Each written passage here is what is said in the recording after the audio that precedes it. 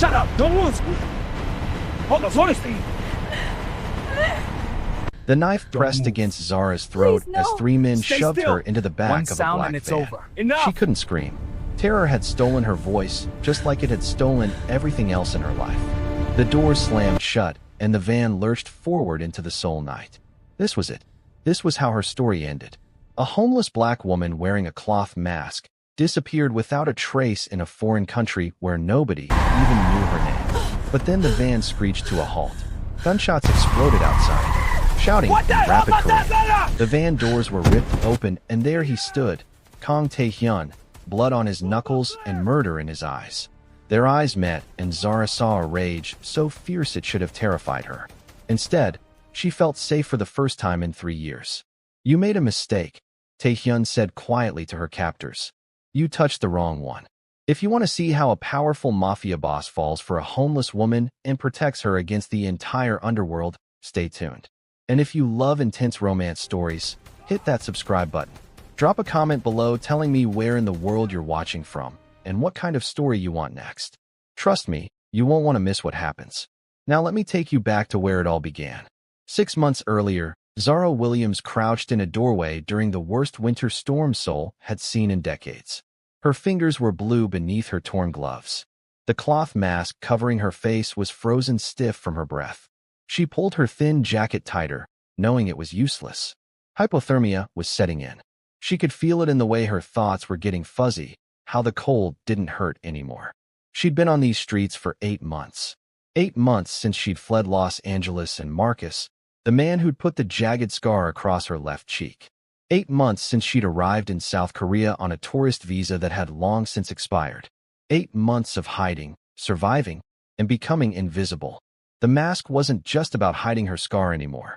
It was armor, protection, a barrier between her and a world that had only ever hurt her. "Hey, you can't sleep here." Zara's eyes fluttered open. A man stood over her, expensive suit perfect despite the storm, dark eyes unreadable. She tried to stand, to run, but her legs wouldn't work. "I'm sorry," she whispered in unclear Korean. "I'll go. Please don't call the police." Kang Tae-hyun looked at the trembling woman at his feet and saw his sister. Minji had died alone on streets like these 5 years ago, running from their father's fists. He'd searched for her for months, but by the time he found her, there was only a body in the morgue and a police report that called her death unfortunate. He'd sworn that day he'd never let it happen again. He swore never to walk past someone suffering if he had the power to stop it. "Can you walk?" he asked. Zara shook her head weakly. Without another word, Tae-hyun lifted her into his arms. She weighed almost nothing. He carried her through the private entrance of his club, ignoring the shocked stares of his men. "Boss, what are you? Call Dr. Kim. Now." Hours later, Zara woke up in a room that was too warm, too soft, and too clean. Panic shot through her. She bolted upright and immediately regretted it as the room spun. "Easy." That same voice from before. The man sat in a chair by the window, still in that expensive suit. "You're safe. Dr. Kim said you had severe hypothermia. Another hour, and you would have died. Why did you help me?" Zara's voice cracked. In her experience, men didn't help without expecting payment she couldn't afford to give. "Because you needed it." Tae-hyun stood and walked to the door. "Rest. When you're stronger, we'll talk." "Wait." Zara touched her face and felt the mask still in place. He let her keep it. "Who are you?" "Someone who understands what it's like to have nowhere to go." 3 days later, Zara sat across from him in his office, feeling like a beggar at a king's table. She'd showered for the first time in weeks, eaten real food, slept in an actual bed. Now came the price. "I own a bookshop in Itaewon," Tae-hyun said, sliding a key across the desk. "It needs someone to manage it. There's an apartment above it. Small but private. The job pays enough to live on." Zara stared at the key. "What do you want from me?" "I want you off the streets before the next storm kills you." His voice was flat, businesslike, but his eyes held an emotion she couldn't name. "That's all. I don't understand. You don't know me. I'm nobody. I'm illegal here. I have nothing to offer you. I can't even." "Someone dear to me died homeless," Tae-hyun interrupted quietly. "I couldn't save her. Maybe I can save you instead. My driver will take you there," he added, and his gaze immediately fell back on his computer, hinting to Zara that he was done talking and she needed to leave. "Thank you so much. I really appreciate this," she said with tears of gratitude and walked out. The bookshop was chaos. Books piled everywhere with no system, dust coating every surface. But it had huge windows that let in sunlight, and the apartment upstairs had a lock on the door. A lock that only she had the key to.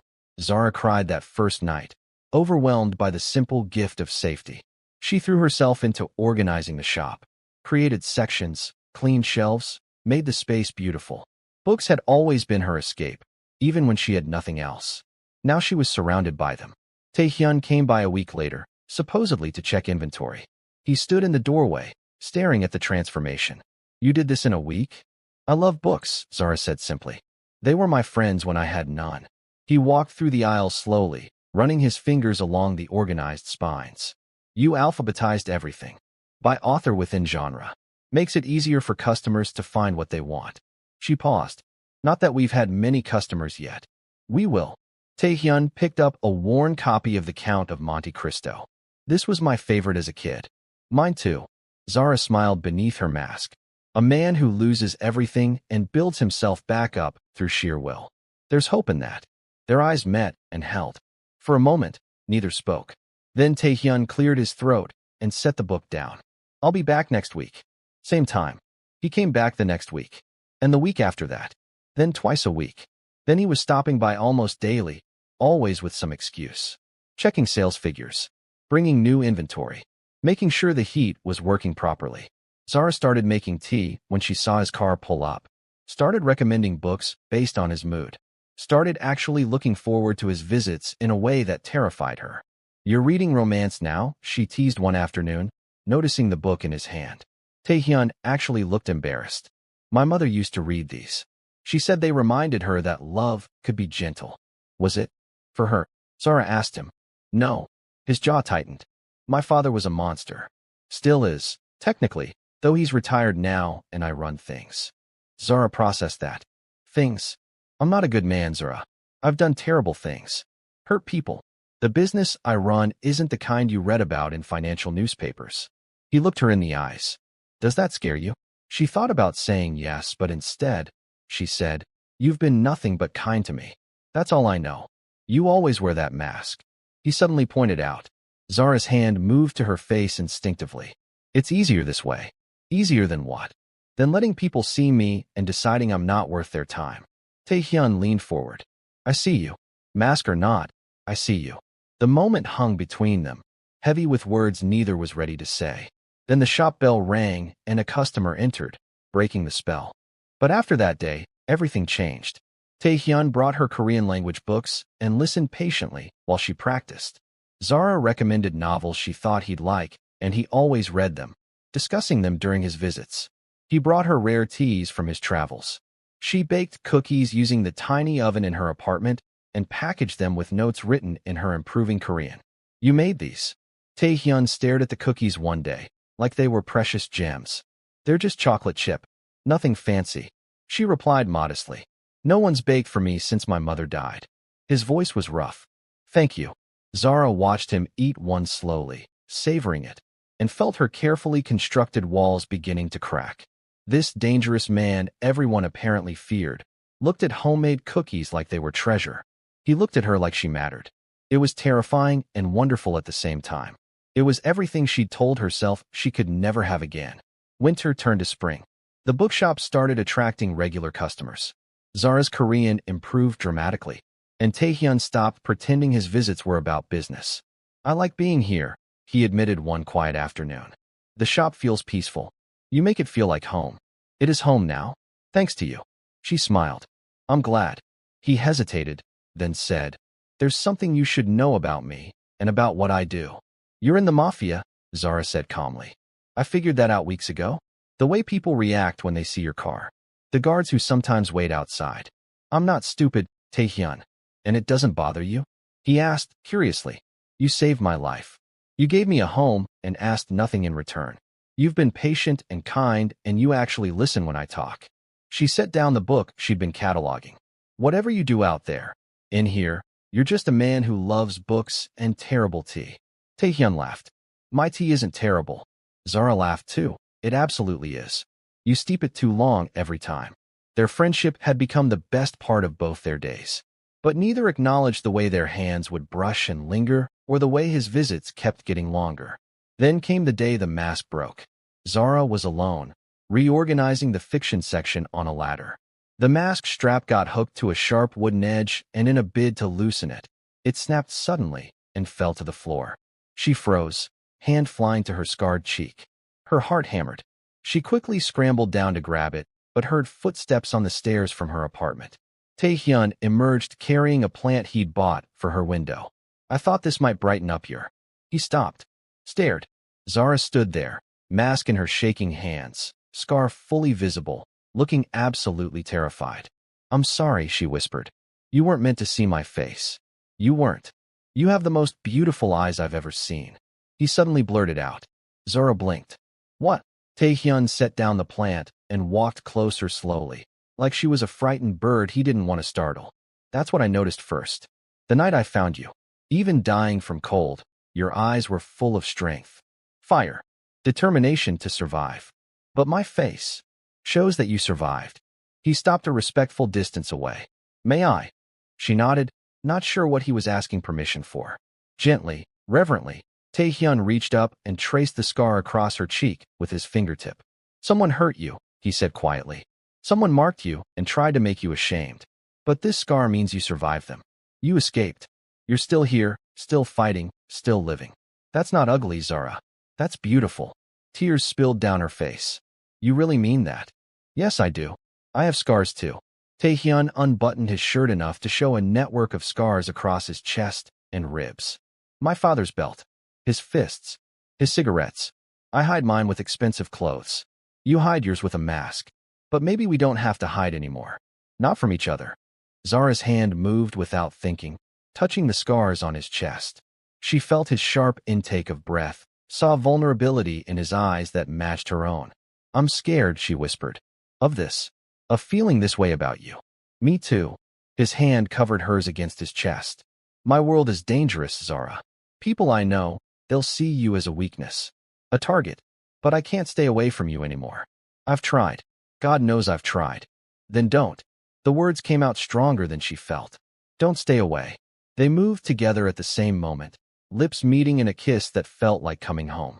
Gentle at first, then deeper, months of longing pouring into the embrace. When they finally pulled apart, they rested their forehead against each other.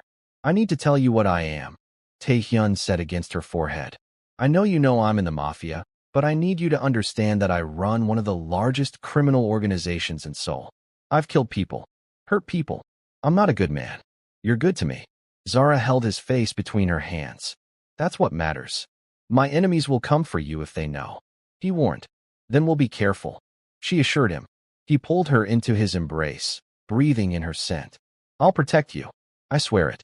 Nothing and absolutely no one will hurt you ever again. It was a promise he meant to keep. But fate had other plans. The next 3 months were the happiest Zara had ever known. They kept their relationship quiet, but Tae-hyun's people noticed the changes in their boss. He smiled more, seemed lighter, and actually took days off. Things he never did before. His underboss, Kim Sang-woo, didn't like it. Not one bit. The confrontation came during a strategy meeting. Sang-woo slammed photos on the conference table. Pictures of Tae-hyun entering the bookshop. With Zara. Leaving her apartment. Kissing her in the shadows. She's a liability, Sang-woo announced. A foreign woman with no legal status, no family, no connections. She makes you weak, Hyungnim. She makes us all vulnerable. The room went silent.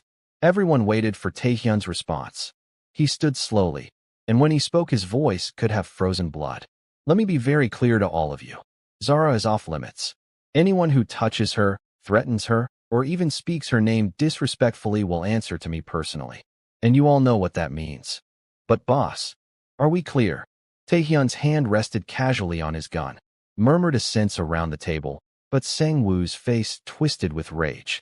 He didn't like these changes. He obviously didn't like how soft their boss had become. After the meeting, Sang-woo made a call to people who'd been waiting for an opportunity like this. Tae-hyun increased security around the bookshop, placing his most trusted men on rotation. Zara noticed them immediately. What's going on? Precaution, Tae-hyun said simply, but she heard the tension in his voice. Tae-hyun, I can't live like this, with guards watching my every move.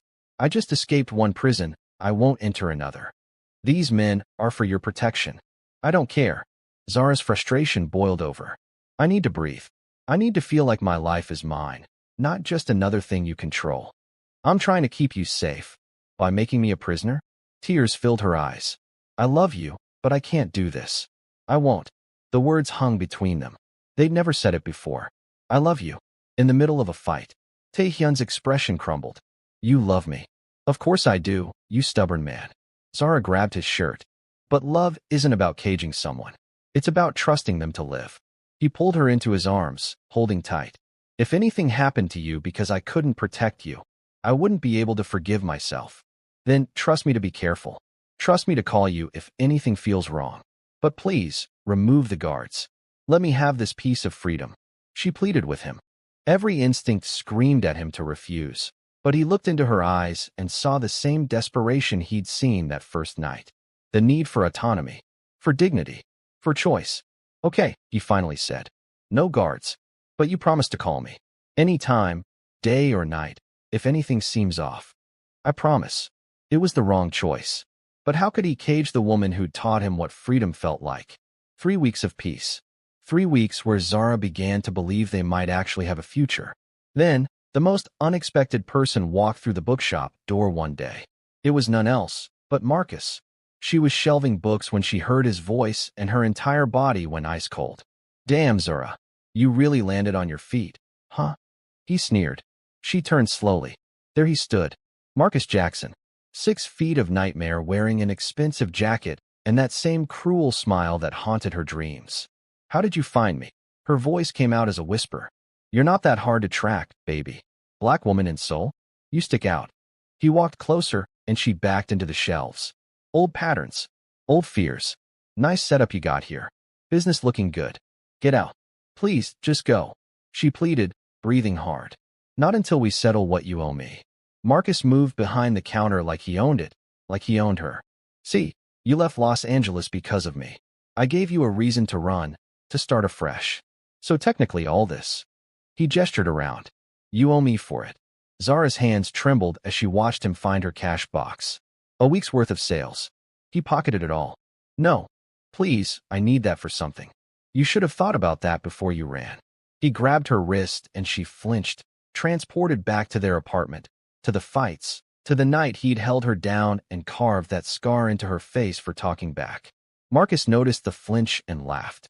Still got you trained right, I see. That's my good girl. His eyes found her scar. Still wearing that souvenir I gave you. Bet that's why you had the mask on in those photos I saw online. Ashamed of what I did to your pretty face. Let me go. Or what? You gonna call someone? You're illegal here, Zara. You got no rights, no protection, no nothing. Still just mine to do with as I please. He released her wrist with a shove. I'll be back next week for more. Think of it as rent for letting you breathe. He left with her money and Zara collapsed behind the counter, shaking so hard she couldn't stand. All the progress she'd made, all the healing, shattered in 10 minutes. She was that terrified woman again, powerless and small and worthless. When Tae-hyun arrived that evening for their dinner plans, he found the shop dark and Zara curled up in the corner, tears streaming down her face. What happened?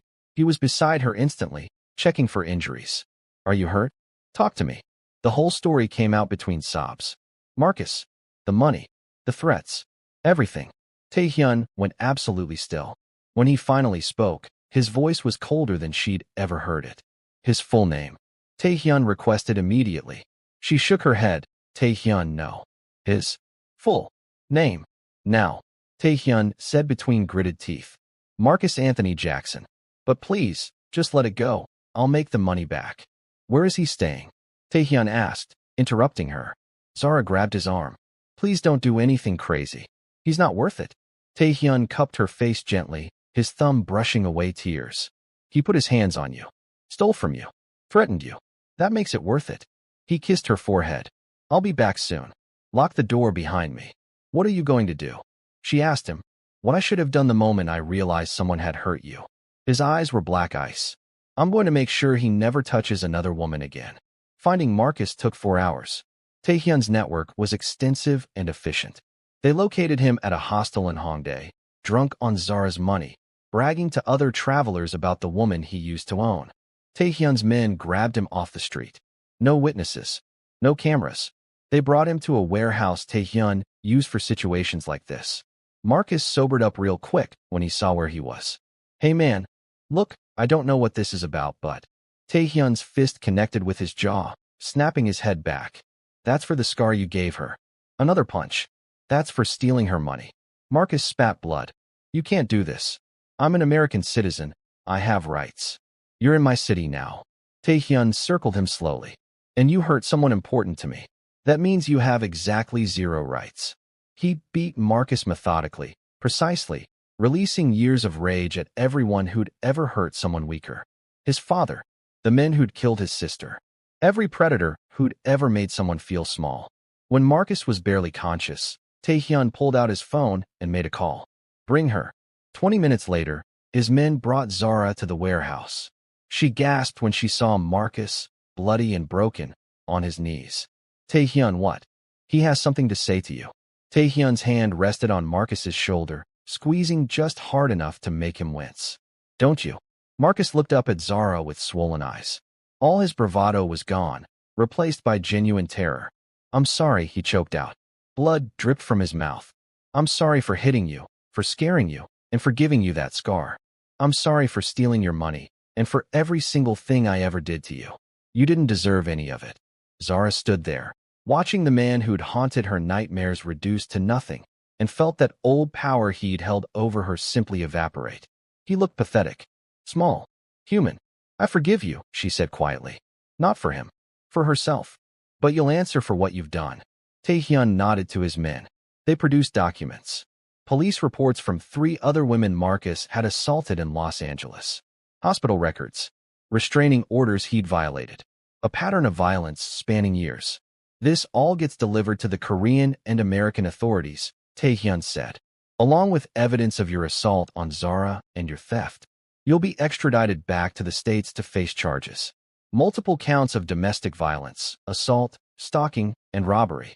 Please, man, I'll leave her alone, I swear." "Too late for that." Tae-hyun leaned down. "But first, my men are going to give you a gift. A reminder." They held Marcus down while one of them pulled out a knife. He screamed as they carved a thin line across his cheek, mirroring the scar he'd given Zara. "Every time you look in a mirror," Tae-hyun said quietly, "you'll remember what happens when you hurt women. When you get out of prison in 8 to 10 years, if you ever touch another woman, I'll know. And next time, there won't be police involved. Understand?" Marcus nodded frantically, blood streaming down his face. The police arrived within the hour. Tae-hyun's connections ensured they had everything needed for immediate arrest and extradition. Marcus was charged with 4 counts of aggravated domestic violence, 2 counts of assault with a deadly weapon, stalking, and theft. Back at the bookshop, Zara sat in silence while Tae-hyun cleaned his bruised knuckles. "You didn't have to do that," she finally said. "Yes, I did." He met her eyes. "No one hurts you and walks away. Not while I'm breathing. The scar you gave him was justice. He marked you as his property. Now he's marked as a man who learned what happens when you abuse women. I actually went easy on him because of you." Zara stared at him, my eyes widened. "Easy on him," she repeated. "Yeah, I could have plucked out his eyes or broken his bones so that he won't ever touch any other woman." He replied, and Zara's jaw dropped. He continued, "People like him shouldn't be allowed to roam the streets with other normal people. He is an animal and should be treated as one. Don't worry, you're safe now. He can never hurt you again." Zara stared at him, feeling lighter than she had in years. "He can't hurt me anymore. Never again." Tae-hyun nodded, pulling her close. "And I'm putting guards back on you. Non-negotiable this time." She nodded against his chest. "Okay. Just like that? No argument." He was surprised. "You were right. The world is dangerous. And I'd rather have protection than prove a point." She pulled back to look at him. "Besides, I trust you now. I really trust you." That night, for the first time, Zara slept without nightmares. The monster from her past was in a cage where he belonged, and she was wrapped in the arms of a man who'd literally fight the world to keep her safe. The guards reappeared the next day. This time Zara didn't complain. She brought them coffee and cookies, learned their names, and treated them with kindness. They, in turn, were fiercely protective of the woman who'd somehow tamed their terrifying boss. Weeks passed, then months. Zara stopped wearing her mask entirely. She walked through Seoul with her head high, scar visible, confident in who she was. Tae-hyun's love had given her that, had shown her that she was worth protecting, worth loving, and worth everything beautiful. But his world wasn't finished testing them. Sang-woo made his move 6 months after the Marcus incident. He'd been gathering loyal men, building support, waiting for the perfect moment. When Tae-hyun left for a business trip to Busan, Sang-woo saw his opportunity. The kidnapping happened fast. 3 men grabbed Zara as she closed the bookshop, overpowering her guards with superior numbers. They threw her in a van and drove, her screams muffled by a gag. Which brings us back to where we started. The van stopped. Gunshots. The doors flying open. Tae-hyun standing there like an avenging angel, fury incarnate. He killed 2 of her kidnappers before they could even draw weapons. The third begged for mercy. Where's Sang-woo? Tae-hyun's gun pressed against the man's forehead. The warehouse. The old fish warehouse in Incheon. Tae-hyun pulled Zara from the van, cutting her bonds, removing her gag. Are you hurt? I'm okay. I'm okay now. She clung to him, shaking. I'm sorry.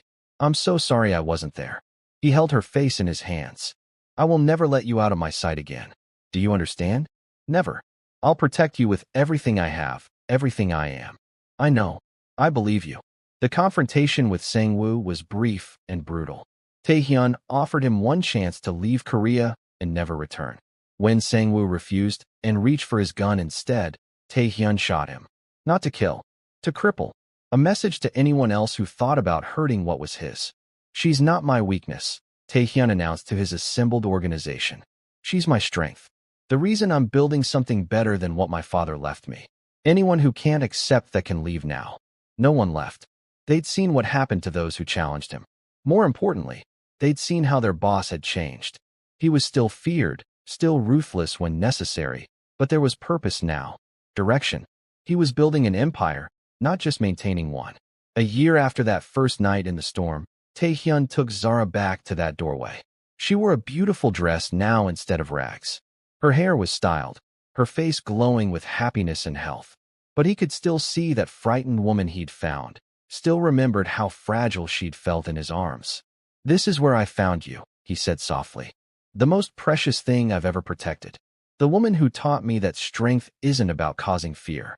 It's about protecting what matters. He dropped to one knee and Zara's hands flew to her mouth. I want to protect you for the rest of my life. Stand beside you. Be worthy of the incredible strength you've shown me. He opened a velvet box containing a beautiful, elegant diamond ring. Will you please marry me, Zara? I want to be the first to see your beautiful face every morning. No masks, no pretending, no hiding. Just us. Will you marry me? Yes. Tears streamed down her cheeks, happy tears, healing tears. Yes, I'll marry you. He slipped the ring onto her finger and stood, kissing her like she was oxygen and he'd been drowning. Around them, Seoul bustled on, unaware that in this small doorway, 2 broken people had just become whole. Zara never wore a mask again. She ran the bookshop, started literacy programs for struggling immigrants, became known throughout Tae-hyun's organization not as a weakness, but as the queen who gentled a monster without breaking his strength. And Tae-hyun kept his promise. He protected her fiercely while ensuring she always had the freedom to be herself. Together, they proved that love wasn't about saving someone. It was about standing together, scars and all, and choosing each other every single day. If this story touched your heart, please hit that like button and subscribe for more emotional romance stories. Drop a comment below telling me what kind of story you want to see next. Should it be another mafia romance? A billionaire story? Let me know. And share this video with someone who believes in the power of love to heal even the deepest wounds. Thanks for watching, and I'll see you in the next story. Keep living, keep believing, and keep loving.